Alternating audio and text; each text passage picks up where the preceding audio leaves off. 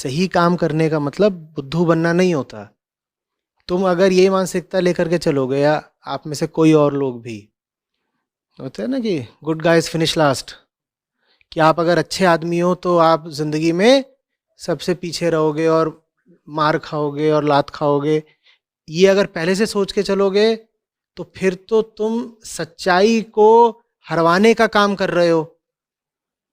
तुमने अगर ये कह दिया कि जो सच्चा आदमी है उसको तो जिंदगी में हार ही मिलनी है, तो तुमने तो सच को ही हरवा दिया।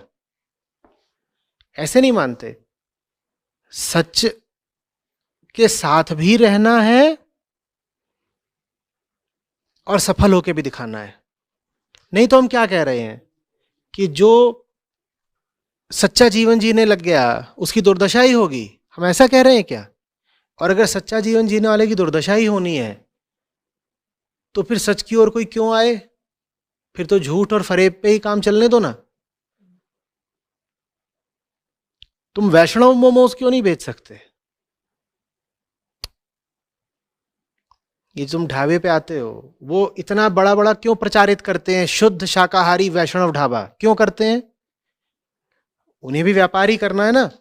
क्या वो व्यापार में होने के बावजूद कोई ऐसी चीज लिखेंगे जो उनका व्यापार गिराए? निश्चित रूप से ये बोल करके कि उनका ढाबा शुद्ध शाकाहारी है, उनको व्यापार में भी लाभ ही हो रहा है। क्योंकि बहुत लोग ऐसे होते हैं जो ऐसी जगह पर नहीं खाना चाहेंगे जहां बगल में हड्डियां तोड़ी जा रही हों, कि आप इस मेज पर बैठ के खा रहे हो और बगल की मेज पर चिकन चल रहा है। बहुत लोग हैं जो नहीं खाना चाहेंगे। तो इस बात को तुम अपना एक सेलिंग पॉइंट क्यों नहीं बना सकते? फिर बोल रहा हूं, ऐसे हम कैसे करेंगे जहां जो अधर्मी हैं वो तो पूरे शातिर हैं, और जिन्हें धर्म पर चलना है वो भोंदू हैं? ऐसे कैसे चलेगा?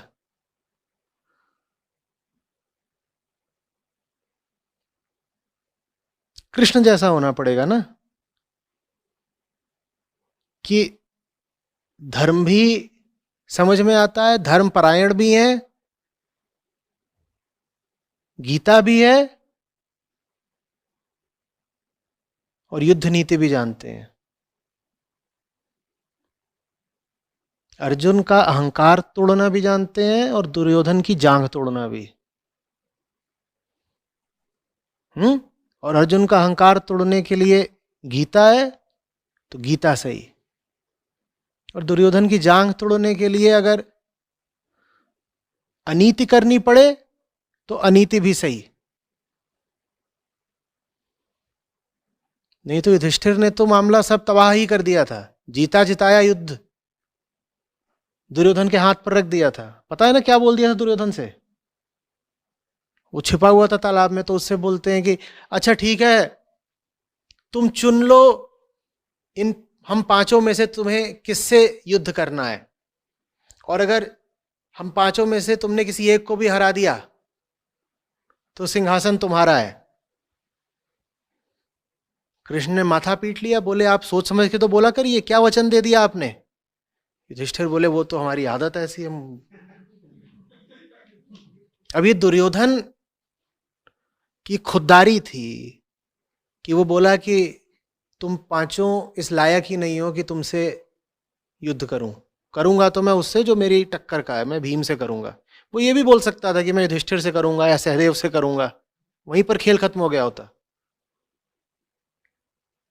लेकिन उसके बाद भी वो भीम पर भारी पड़ रहा था। हम्म। तो फिर कृष्ण ने बहुत ये नहीं सोचा कि नीति क्या कहती है और गदा युद्ध के नियम क्या हैं। उन्होंने कहा कि अगर सब कुछ नियमानुसार ही हुआ तो आज ये भीम को तोड़ देगा। तो उसको इशारा करा कि मारो, नीचे मारो, कोई बात नहीं, मार दो। ऐसा धार्मिक आदमी चाहिए आज।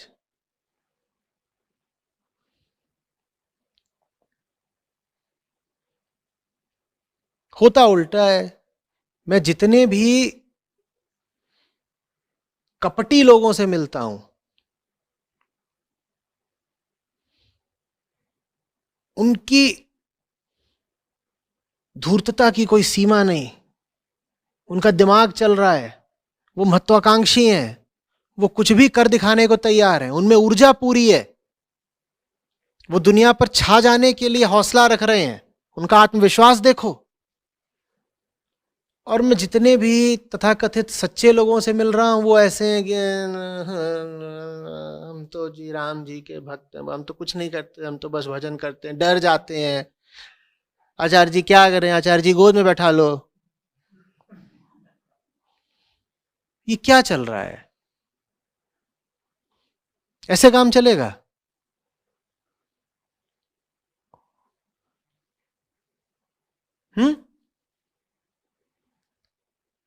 तुम ऐसे समय पर पैदा हुए हो जो इतिहास का सबसे भयानक संक्रमण काल है।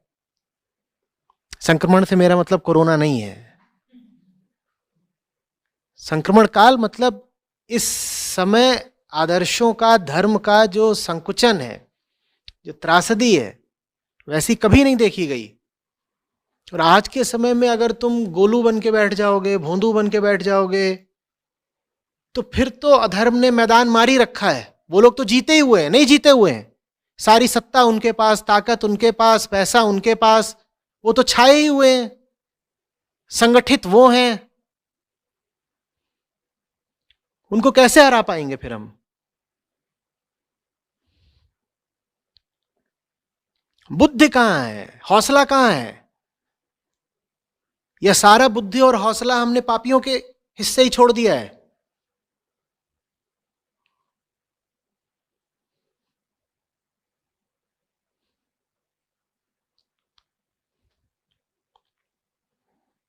पापा ने कह दिया चिकन सूप बेचो, तुम शुरू कर दो मुर्गे मारना। अरे मना ही कर रखा, ये मुद्दा भी क्यों है आज की चर्चा में?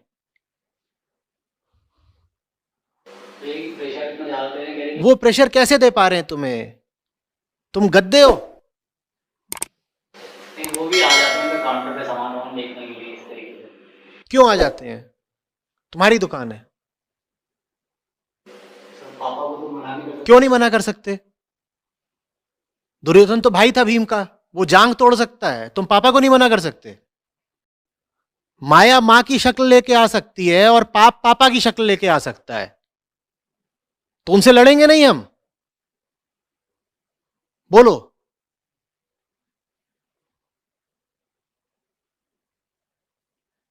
मैं नहीं कह रहा हूं कि सब माए माया होती हैं, सब पापा पापी होते हैं, लेकिन अगर मां माया बन गई हो और पापा पाप सिखा रहे हो, तो उनसे लड़ेंगे कि नहीं लड़ेंगे? फिर जवानी कहां है तुम्हारी? तभी तो साहब दिखाया ना। ये क्या साहस है? तुम तो ऐसा लग रहा है कि साहस मांग रहे हो।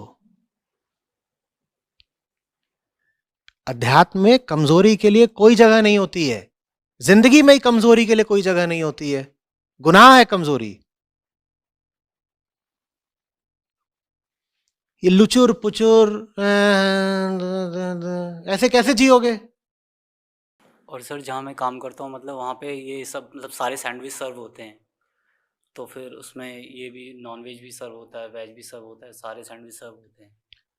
तो इसी बात को प्रेरणा बना करके कुछ और शुरू करो ना। देखो, खुद को अभिव्यक्ति देने का एक अच्छा तरीका होता है स्वरोजगार। स्वरोजगार में रोटी भरी नहीं कमाते हो। अपने भीतर की सृजनात्मकता को एक आकार भी देते हो। उम्र तुम्हारे साथ है, जिम्मेदारियां तुम पर नहीं है, कोई कर्ज तुम पर नहीं है, और ऐसा भी नहीं है कि अभी जो तुम नौकरी कर रहे हो वो बहुत तुम्हारे लिए बड़ी है या ऊंची है या बहुत कमा रहे हो, तो फिर तुम्हारे सामने कोई बाधा ही नहीं ना। सर अगर जो मेरे को काम आता है कॉफ़ी का, जो कॉफ़ी इंडस्ट्री जिससे मैं हूँ मतलब उसका काम खोलने के लिए भी तो कम से कम 8-10 लाख या इससे ज़्यादा ही चाहिए होंगे। देखो सस्ते में कैसे हो सकता है।